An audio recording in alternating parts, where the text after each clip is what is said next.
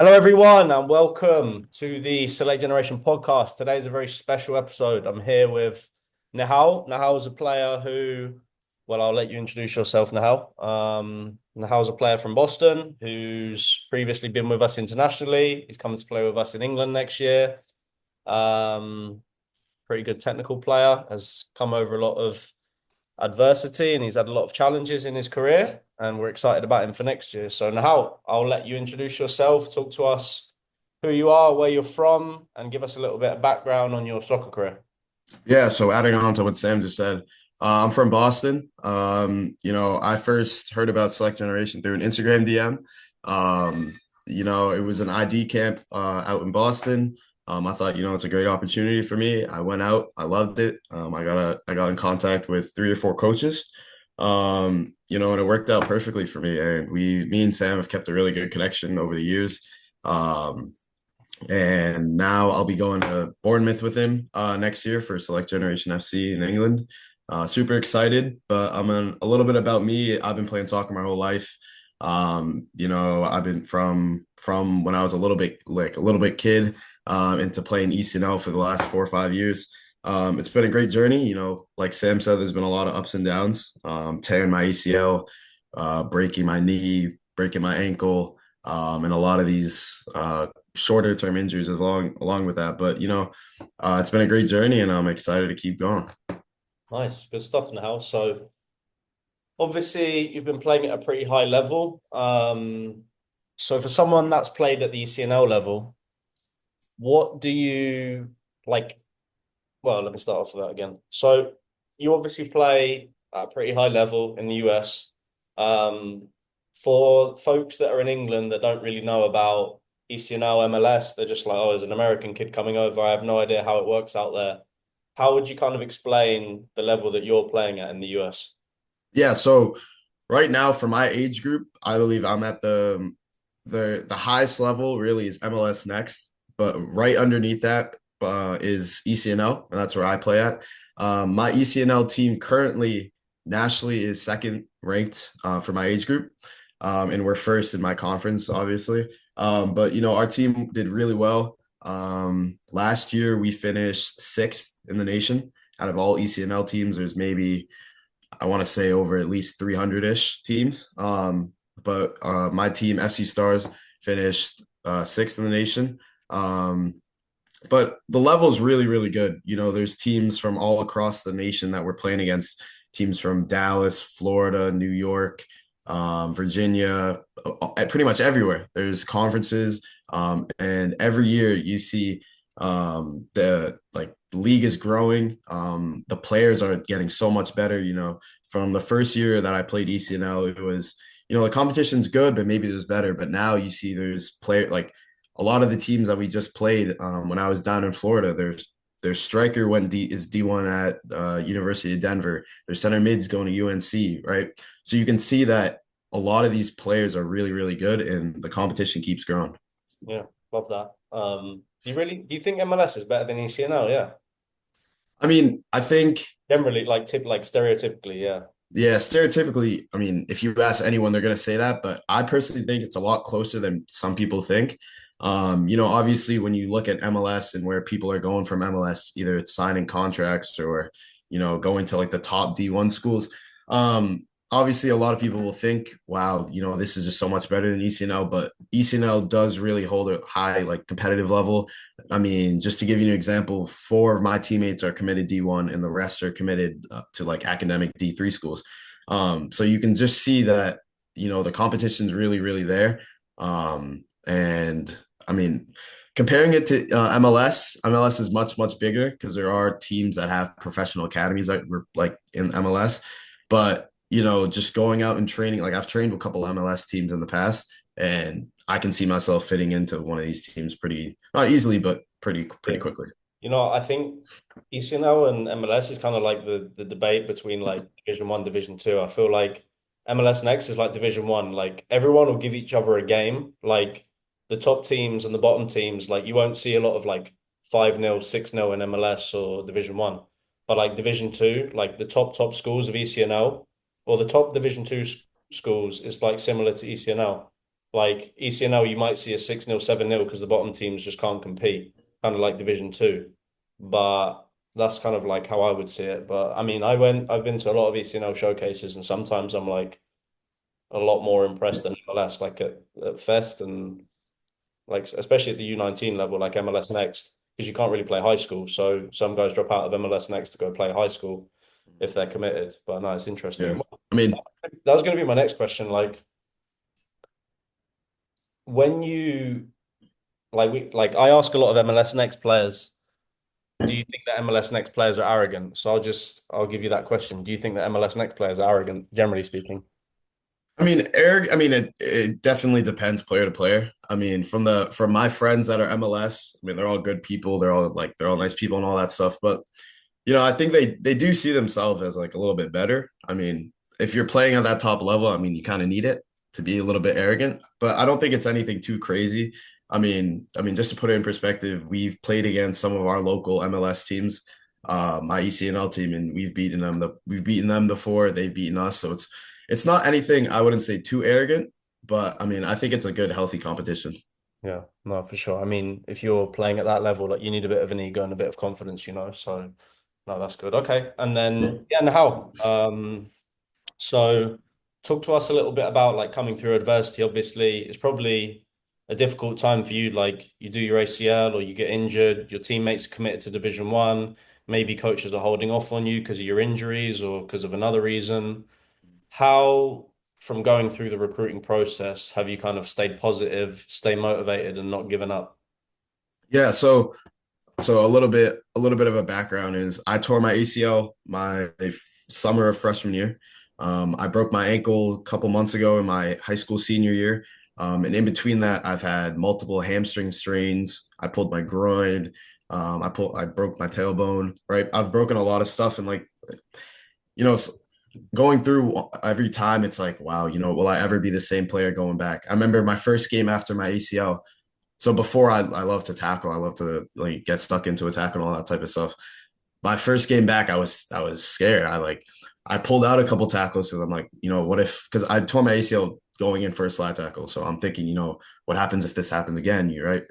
All those things will be in the back of your head, but over time and over like people I talk to and like I tell them a little bit of my story, you're like, you know what, you'll come back a better player. And I think staying positive during this thing was the biggest thing for me.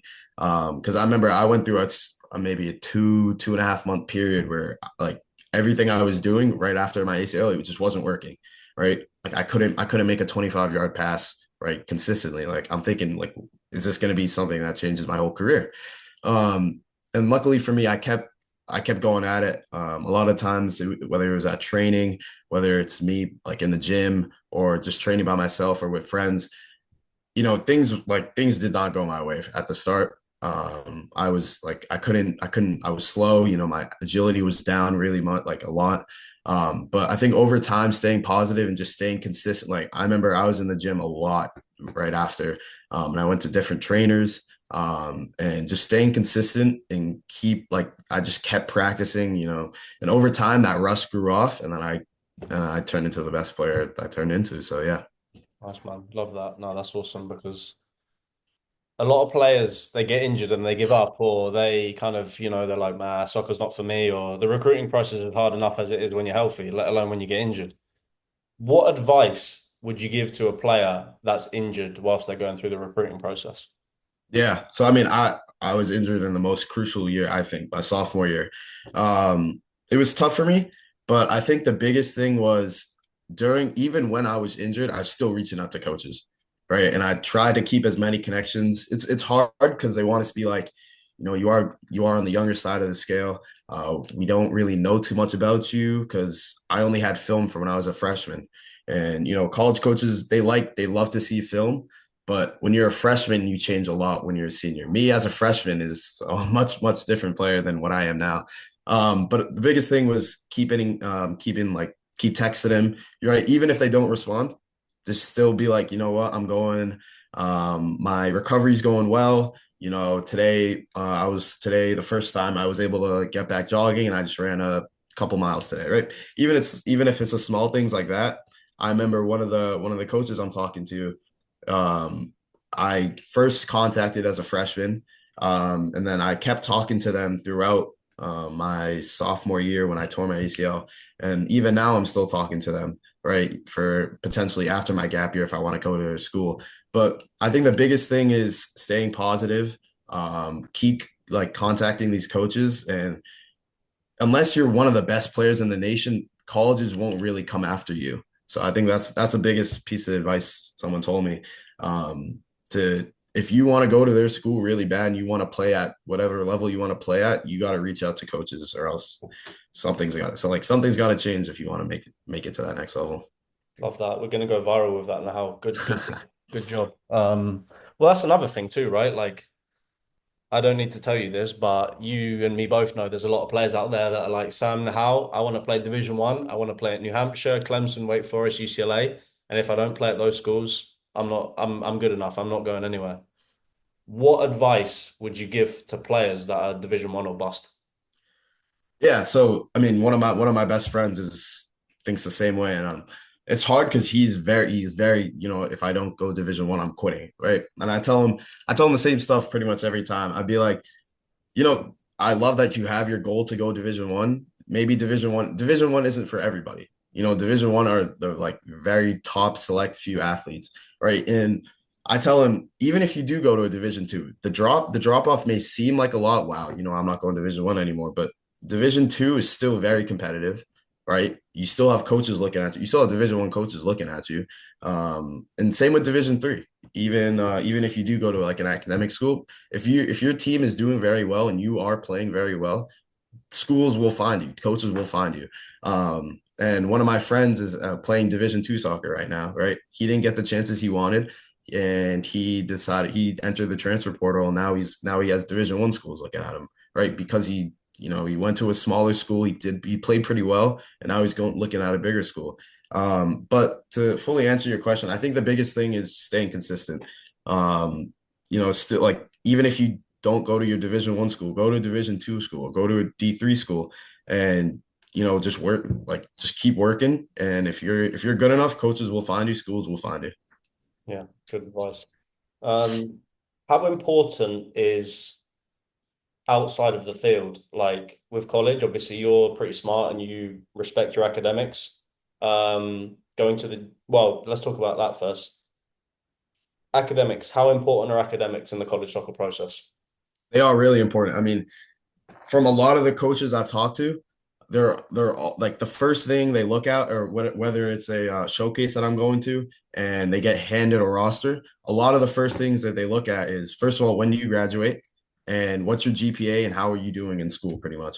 A lot of the times when I'm first talking to the coach and like the first couple like calls or whatever, they first ask, how are you doing in school? What GPA are like do you have right now? What classes are you taking? Are you taking like challenging classes and stuff like that? But it is really, really important. You want to make sure that you're both, doing well on the field, but you want to make sure that you're taking it equally as important on the in the classroom as well. Hmm, good. And then soccer side, obviously, you need to play well at the showcase to get looked at. You need to play well in games, score goals, get clean sheets, make good saves if you want to have a good video and get noticed. But in order to do that, that's just like 1% of the time, right? When you're at the showcase, 99% of the time is training, is eating the right food, is going to the gym, doing video analysis. Mhm. For you, apart from on the field in games, what is important to playing at the next level? How do you level up as a soccer player? Yeah. So for me, like you just said, games and when coaches are really looking at you, that's maybe 5% of what like the whole process really is. It goes much, much deeper into what are you eating daily? How many times are you in the gym really working out? Are you working out to become like a bodybuilder? Are you working out as an athlete? Depends what you're doing in the gym. A lot like the biggest thing is sleep. Sleep's such a big important. It may seem pretty small, but like to make sure your muscles recover. How are you at practice? Are you taking practice lightly? Are you training? Are you going to practice to get better? Like that's the biggest thing. I see a lot of people now. They go to train, but what are they actually training? Are you training free kicks for an hour? Are you like actually training technical and all that type of stuff? Um, but yeah, that's like a big thing is like your routine pretty much. right? Like how do you train when people aren't looking, right? How are you in the gym when it's not with your whole team? And making sure you have a set routine that you can follow that you know that you can get better with. Love it. Awesome. Good stuff. Okay, now let's talk a little bit about England. So obviously next year you come with us to Bournemouth. What are you most excited about? I think the biggest thing for me, I mean, first meeting all the people that I'll be playing with, that's a big thing because we'll be there for I think around 9 months. I can't wait to meet the boys. I think our team will be really well, like playing really well, you know. But I think another big thing I'm excited for is exposure, because I'm looking to play at that next level, and I think exposure is a really big thing. You know, in England and pretty much anywhere in Europe that you go, which is different to the United States, is there's professional teams and semi-professional teams everywhere. If you go maybe 1 mile down the road, I'm sure you'll find a professional team. Another big thing is when you're in Europe is you don't know who's watching you, right? There could be a scout from another country watching your game, right? So I think the biggest thing would be exposure. That's what I'm really looking forward to. Um, and playing with new people, learning new people, making new connections, all that type of stuff.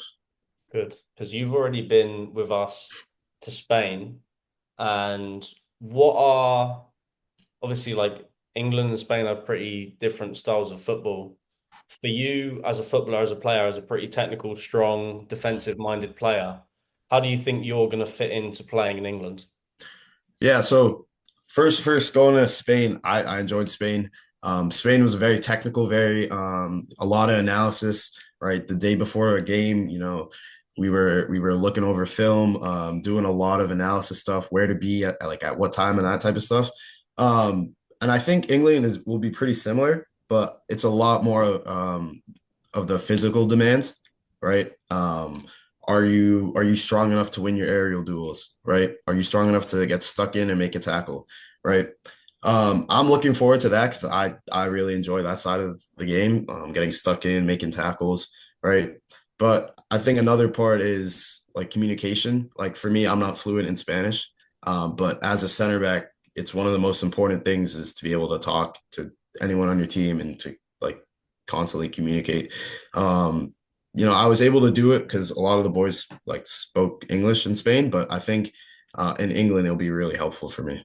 Yeah, definitely. And then what are some what are you most excited to improve about your game next year? Like what do you, Nihal, need to do to level up Nihal and to make Nihal a better player? Yeah.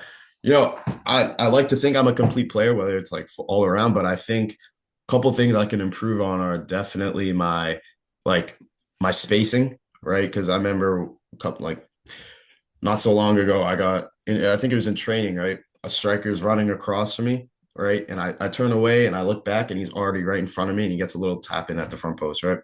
So like little things like that. And I think along with like reading the game a little bit better, because as a center back, you're on the ball most of the time, right? And you got to make split decisions pretty quickly. I think me going to England and getting like a proper training and a proper like scheduled training like every day and the games like a lot of games in a short amount of time. I think it'll help me a lot and gain experience. That's another thing because with my injuries, I haven't been on the field as much as I really wanted to, and for my like where I am right now in my career, I need to be playing a lot of games, and I think that's why I picked this gap year over going and playing at a college because you know, college season only lasts so many games, maybe 16 games plus a postseason. Whether me going to London, or sorry, me going to England, I'm playing anywhere from like around 40 games in a 9 month period, and I'm gaining so much experience. And then I can take that back to the college aspect after. But yeah, Good, good. Okay. And then what is something that a lot of people don't know about you that is kind of like a fun fact? fun fact. Let's see. Or what are some of your hobbies? What are some things that you do outside of football and school? I'm. I'll say it right now. I'll say it right now. On our team, I'm the best FIFA player. You play video games, yeah? I don't play like too many video games, but I'll tell you now, I'm the best FIFA player. Do you think this is a good question? Do you think that video games and playing, well, FIFA translates? Do you think it makes you a better footballer in real life? I mean, it's easy to say yes, but I mean, May a little bit, a little bit. Play because as a center back, you like a lot of the decision makings and that type of stuff. But I'd say yeah, I'd say a little bit. Good, good. Okay, awesome. Okay, well, so I think we hit on everything now. So yeah, I mean, just to kind of wrap things up, what are you what are you most ex like I know I already asked you, but just again, like when you like tell your friends like "Oh, I'm gonna go play in England next year, or when you speak to your parents, or when you like before you go to bed, or I don't know, you're thinking about what am I gonna do next year, like what is the one thing that you're like, I can't wait for that."